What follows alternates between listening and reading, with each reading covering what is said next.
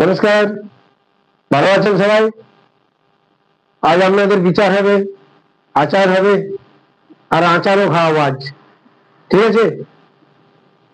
আমরা জানি যদি কেউ একে অপরের যখন বিতর্ক হয়, তার একটা মীমাংসা করার জন্য আমাদের বিচার করতে হয়। দেখবেন এই যে তর্ক, কথা কাটাকাটি, কাজকর্ম, নানা রকম চিন্তা ভাবনা, তার বহিঃপ্রকাশ যেটা আমরা দেখি সেটা হচ্ছে আচার।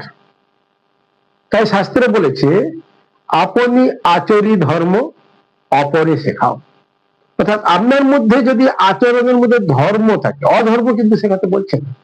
আপনি আচরি ধর্ম অপরে শেখাও, অর্থাৎ অপরকে শেখাও। তাহলে আপনি যে আচরণ করছেন সেটা ধর্ম আচরণ হচ্ছে তো? এটা দেখবেন, যদি ধর্ম আচরণ হয় অবশ্যই অপরকে শেখাবেন। আর যদি মনে হয় যে না, এটা ধর্ম আচরণ হচ্ছে না, অধর্ম আচরণ হচ্ছে, তাহলে কিন্তু পরকে শেখাবেন না, কারণ আপনি পরকে তখন ঠকাচ্ছেন। তাই এটা হচ্ছে আপনার আচার। এরপর বলছে বিচার। বিচার কাকে বলছি? বিচার তাকেই বলছে যদি আপনি একে অপরের মীমাংসা করতে গিয়ে নিরপেক্ষভাবে আপনি রায় দান করেন বা আপনার মতামত পোষণ করেন। অর্থাৎ নিরপেক্ষভাবে যখন আপনি মত দিলেন, তখন সেটা হলো বিচার। তাহলে আচার আর বিচার হলো। কিন্তু দেখা যায় এই বিচার করতে গিয়ে কিছু কিছু সময় মানুষ কি করে, আরেকটা মানুষের উপর বোঝা চাপিয়ে দিয়ে নিজের ফায়দা তুলে। সেই যে নিজের ফায়দা তুলে, তখন তাকে বলা হয় কি, তার প্রতারণা। অর্থাৎ কি বলে সেটাকে? প্রতারক। তাই আচার বিচার, আর এটা হয়ে গেল কি, প্রতারক।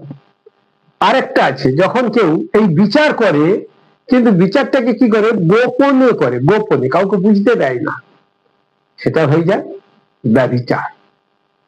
আর আগেরটা যেটা, অর্থাৎ আপনি যখন কিছু করলেন, অপরের ঘাড়ে নিজের দোষটা চাপিয়ে দিলেন, তখন তাকে বলা হচ্ছে কি, অত্যাচার, অর্থাৎ অতি আচার। তাই আজকে আপনাদের বললাম আচার, বিচার, অত্যাচার, ব্যভিচার। নমস্কার, ভালো থাকুন, আবার দেখা হবে।